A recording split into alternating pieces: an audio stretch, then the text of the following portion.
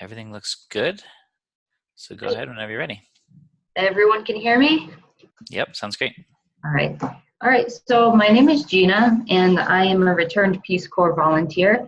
I served in the Nepal Food Security Program from March of 2015 until June of 2017.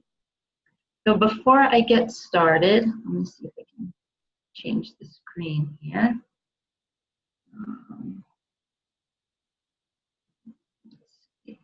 All right, there we go. So before I get started, I'm going to talk a little bit about Nepal and the food insecurity issues there. So Nepal is one of the poorest countries in Asia, and food insecurity is one of the bigger issues that the Nepali government is trying to tackle. Here I have a map of Nepal. So this lower section here borders India, and this is called the Terai region. It's the flatlands that border India. It gets really very hot down there. And then this middle section here, this is called the Mid-Hills region. It's another ecological zone. And then up here are the mountainous regions where you'd find the Himalayas and Mount Everest, and this section borders China and Tibet. So food insecurity impacts people across the country, but it is disproportionate in how it affects people. So generally speaking, individuals or populations in the middle hills and the mountainous regions experience more food insecurity than those in the Terai region. And also, Nepal is broken up into 5 sections. There's the far east, the eastern section, which is about where Kathmandu lies, right here. And then the western region, midwestern region, and the far west. And individuals in the more western regions of Nepal tend to struggle more with food insecurity compared to those in the east. And then there's also disproportion between rural and urban communities. So individuals living in the more rural areas tend to suffer from food insecurity more than those living in urban areas. There's a high prevalence in Nepal of low birth weight, children who are stunted or too short due to undernutrition, and underweight children. So this is a pretty big problem across Nepal, and it's an important problem that Peace Corps and the Nepali government are trying to work on together. So as a food security volunteer, we were tasked with promoting behavior change and providing education in the areas related to agriculture, nutrition, and hygiene practices. Much of the training that we received through Peace Corps centered around strategies to increase availability, access, and consumption of nutritious food sources, as well as improving the overall health of people in our communities. And volunteers have a wide range of projects that we work on, primarily in the western and midwestern regions, including improved cook stoves, nutrition education, youth development programs. We do stuff with fruit trees, grafting, air layering, soil improvement practices such as mulching, developing compost, and double digging. And then we also do things like promoting moringa and sweet potatoes, as well as off-season vegetable production and mushroom farming. And mushroom farming actually became one of my largest projects while I was a Peace Corps volunteer, because there was just immense interest from my community. Over the first few months, I hadn't really spoken with anyone about mushroom farming as a potential project, so I didn't really know what the interest was. But some volunteers one day, they were going to the district agriculture office, and I decided to join them, and they were buying the mushroom spores, the bags, and they just call them mushroom seeds in Nepal. So they were buying the mushroom seeds, and I decided to just pick up a few bags because they're about 50 rupees a piece, which is just a little bit below 50 cents.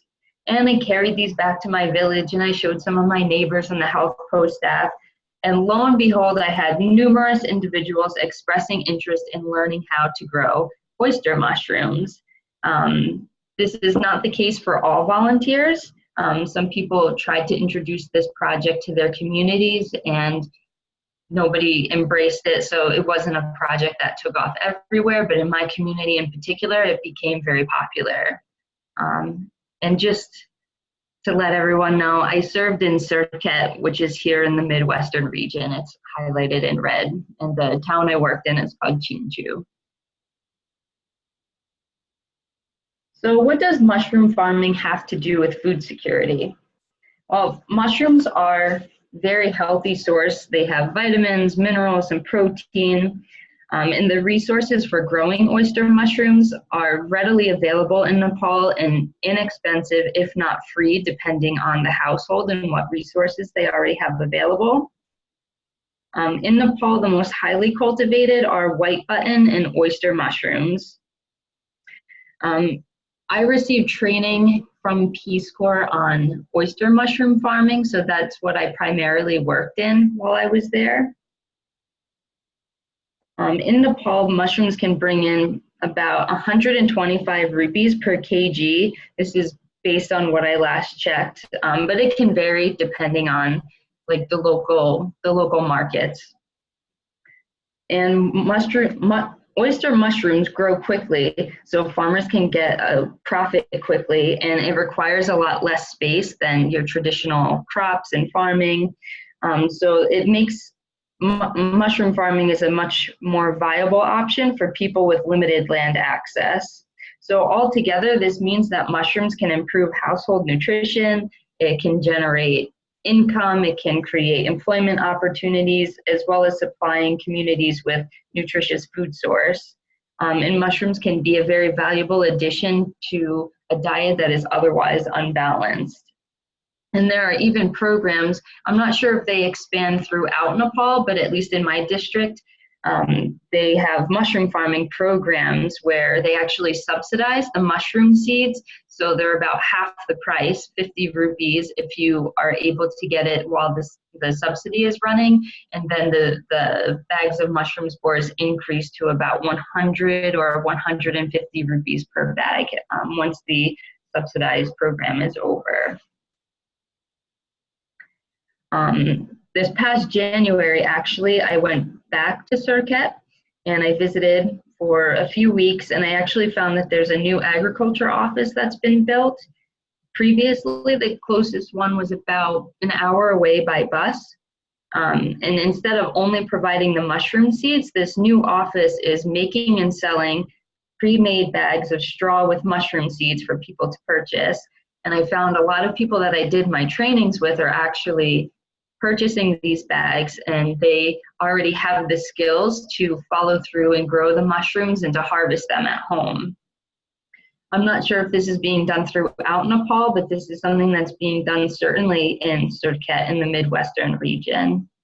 And these pre-made bags, they're only like 100 to 150 rupees per bag.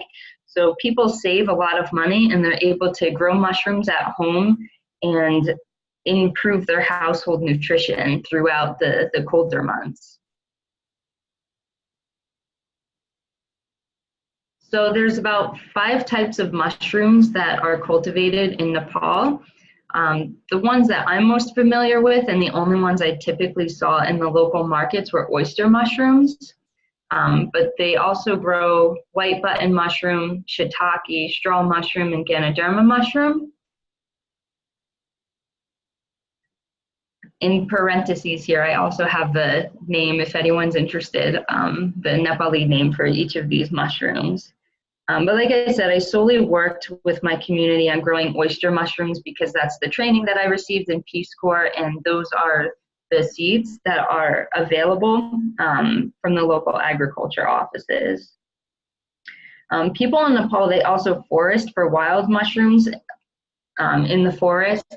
We were explicitly warned against eating wild mushrooms by Peace Corps because there have been cases of people misidentifying edible mushrooms and either getting sick or dying.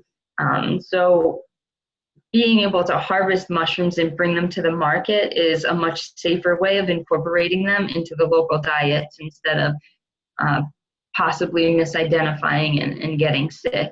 I don't know the full extent of this problem in Nepal, but it is something that we were warned against doing as Peace Corps volunteers. So for oyster mushroom production, the way that people produce them is pretty much the same. Even people that I haven't trained seem to do their mushroom production the same way. So first we cut the straw. It's cut into maybe 3-4 inch in length, like 3 to 4 inches, and then they're soaked sometimes overnight or just for a few hours to clean the straw off. And you can see in the back is a drum. Typically, people would put the drum on top of some kind of block, and then they start a fire underneath, and they put something inside the drum to separate the water and the straw, and they keep the fire going, and they steam the straw for about 2 to 3 hours. Recommended 2 to 3 hours. Sometimes people don't always follow those recommendations, but it hasn't seemed to be much of an issue yet.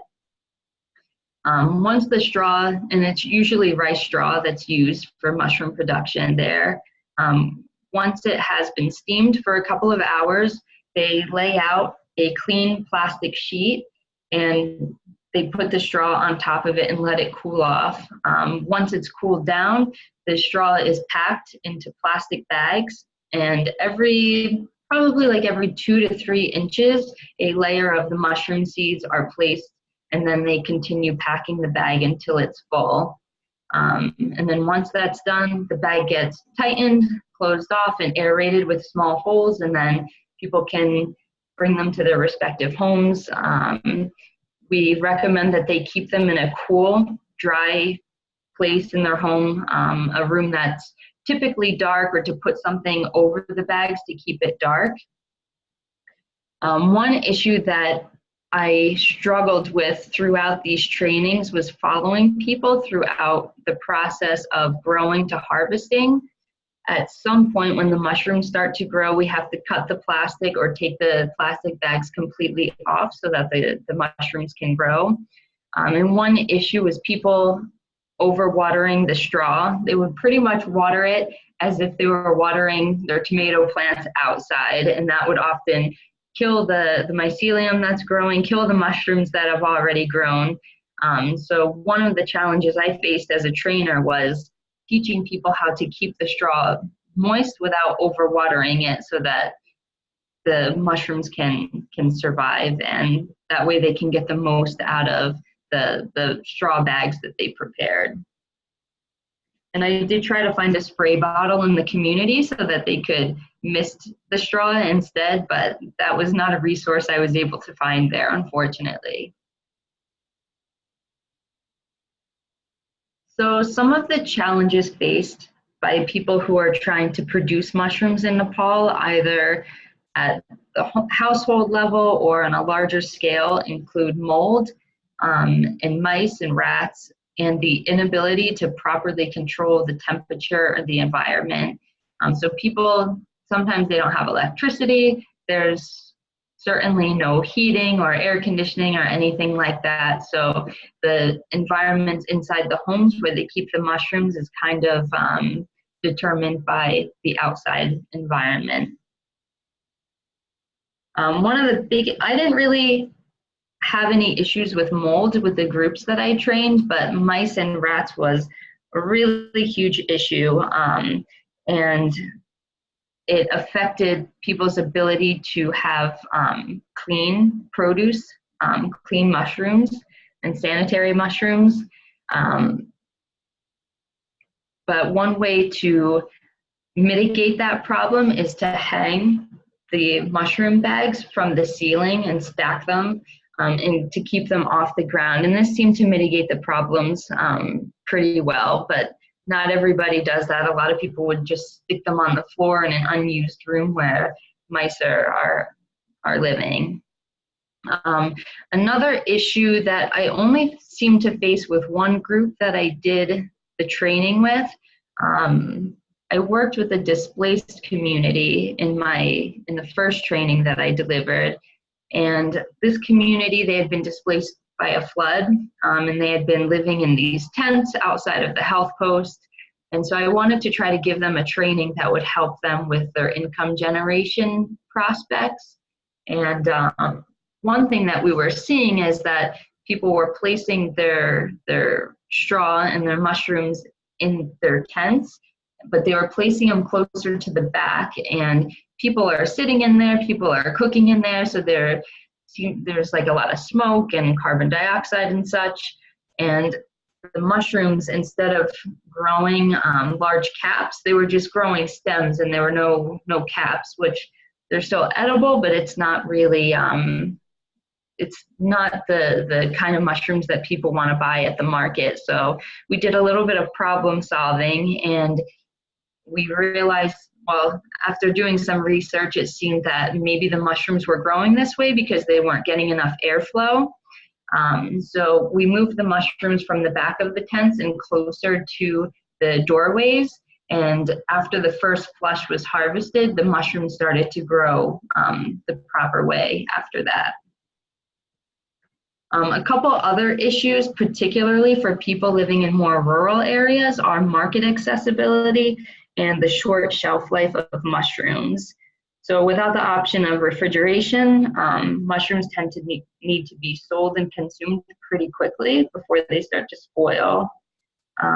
So mushrooms, people growing mushrooms in the more heavily populated towns and cities and who have better access to roads and markets, they have the capacity to sell the mushrooms quickly, but people living in far out villages who have to walk an hour or two to get to the main road or take a few hours drive to get to the market, they're not going to have as many opportunities to have a good market and business for growing mushrooms because they're not going to have enough people to sell to. So I had a couple of success stories while I was in Nepal. During my service, I trained at least 70 people. I would have small groups, larger groups. Sometimes I trained maybe 2 to 4 people at a time. Sometimes I worked with groups of upwards of 10 to 15 people. I worked a lot with the displaced community, with my neighbors and some community groups, and I worked primarily with my health post staff. I was supposed to be working closely with the health post, and when I would train members of the health post, they would set up community groups, like their neighbors, family, friends, and then more people could access the training that I was providing. And two success stories in particular. So I worked with this one woman from the health post down here. Her name is Dilmaya, and she has what I would call like a side gig growing mushrooms. She and her husband built this mushroom house that you can see on the top here. And she told me that last year she and her husband earned about an extra 5,000 rupees by a small-scale production of mushroom farming, as well as enhancing their own household nutrition for herself, her children, and her husband, and probably her neighbors and other friends. And then another person who I worked with closely is Navraj, and he received mushroom training from me early on, and then he set up a group of his community members and neighbors, and we did another mushroom training, which he helped to facilitate. And when I went back this past January to visit, I found that he and a neighbor are actually growing oyster mushrooms on a large scale now. So you can see down here, this is part of their operation. It's like the upstairs of the neighbor's house, and they have the bags growing, hanging from the ceiling to keep them away from the mice. And the picture up here is some of the mushrooms are starting to grow. And he told me that he and his neighbor earned about 80,000 rupees last year from mushroom production. So to put that in perspective, as a Peace Corps volunteer, I would say I earned about 20 to 22,000 rupees each month, which is on par with someone who has like a pretty good government job or a teaching job. they might make somewhere in the range of like 15 to 25,000 per month. So 80,000 rupees is about 4 months at least worth of a pretty good salary. And then of course the new agriculture office is around, so people are able to get access to these bags of pre-made bags full of straw and mushroom spores, and they can purchase them at a much lower cost than they would per kg of mushrooms at the market, and they can grow them throughout the season, and that's also improving the local food security. Okay, now some future considerations, and I'm speaking about this specifically in like the Chinchu Circuit area because I don't know what the scope of mushroom farming is throughout the country. But from what I could tell in my last visit back in January, it seems that mushrooms farming is actually expanding quite a bit. There were a few other people starting big oyster mushroom operations aside from the people that I had trained. So I think it would be interesting to see how this growth will affect the local markets and the prices for oyster mushrooms. I think some things to consider for people in this area are to increase the diversity of mushroom cultivation to some of these other kinds of mushrooms, as well as like the method of cultivation, because there are other ways to grow mushrooms aside from using straw. And I think that another opportunity for expanding businesses for people would be pickling and drying mushrooms, or making some sort of value-added product that can be sold locally, especially in the Chinchu Circuit area, because it is like a pretty heavily populated area compared to other areas in Nepal. So those would make some really good business and employment opportunities. And I actually did try to introduce shiitake to the area, but unfortunately the right type of logs are not available. I received a video that another volunteer made with her local shiitake mushroom farmer, and I showed that video to a woman in my community who at the time was the only large-scale oyster mushroom producer that I was aware of, and she was very interested in trying this new opportunity, but like I said, unfortunately the logs were just not available in our area. And I know she had cut some and taken them by bus to try it at her house, but it's not really feasible to do that on a large scale if the materials are not there. So that's pretty much the end of my talk on mushroom farming in Nepal. I do have this last slide there for anyone who's interested in getting more information. There are articles about mushroom farming and how this has been paying off for many people throughout Nepal. There's articles about Peace Corps and mushroom cultivation and the Peace Corps program, as well as how mushroom farming can help fight food insecurity and the malnutrition crisis and things like that in Nepal. I'd be happy to take any questions, but like I said, this is the end, and I hope you enjoyed learning about mushroom farming in Nepal.